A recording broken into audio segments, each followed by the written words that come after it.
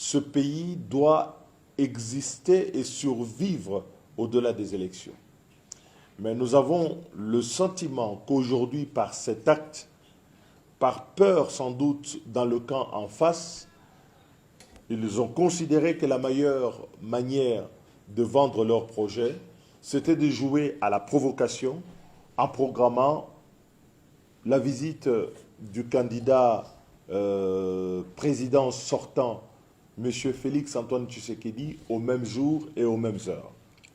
Et ce qui nous pose un problème particulier, c'est que les services d'ordre, les services administratifs, urbains et municipaux ont soulevé la question de la sécurité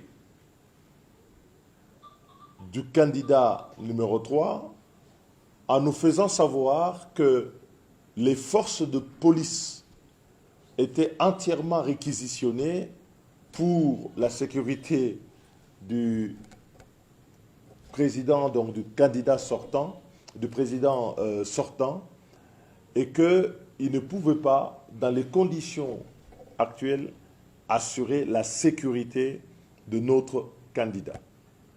Je considère et je dénonce avec la dernière énergie cette ultime manœuvre qui dénote non seulement que les actes de violence que nous enregistrons dans cette province depuis des années sont orchestrés avec la bénédiction du pouvoir en place.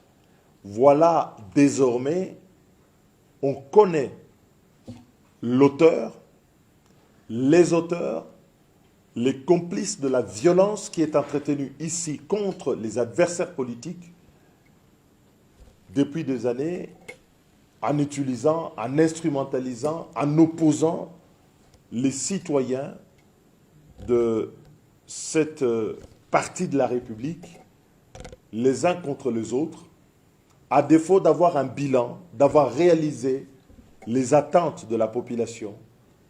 Le barrage Katende, que les gens ont entendu éperdument et qui n'a pas été réalisé, le 100 jours qui n'ont rien donné dans cette province, les projets Tchilé-Gelou qui n'existent que sur les pancartes, la route Kalamambouji qui a laissé en désarroi toute la province, et les prix des biens de première nécessité, en commençant par les mécas dans cette province qui a atteint des sommets, 12 000 francs le méca, et laissant une population appauvrie dans des difficultés indicibles.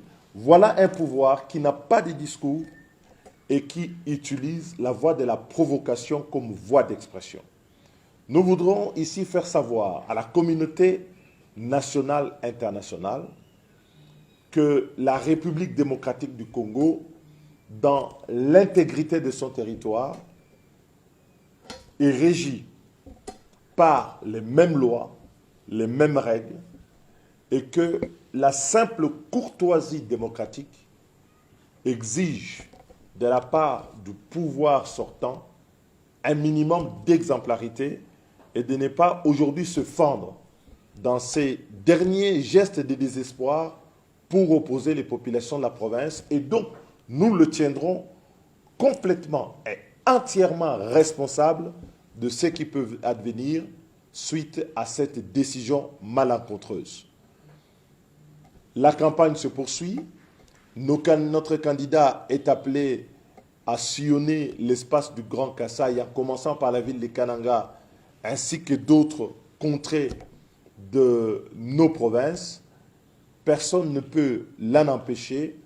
Et les obstructions qui sont aujourd'hui érigées de manière officielle par les pouvoirs en place démontrent le peu d'engagement démocratique de la part de ce pouvoir. Et donc je voudrais rassurer nos populations de l'engagement et de la volonté de notre candidat de pouvoir fouler, comme c'était prévu, le sol de la province du Kasaï central et de continuer son périple dans les autres parties de la province.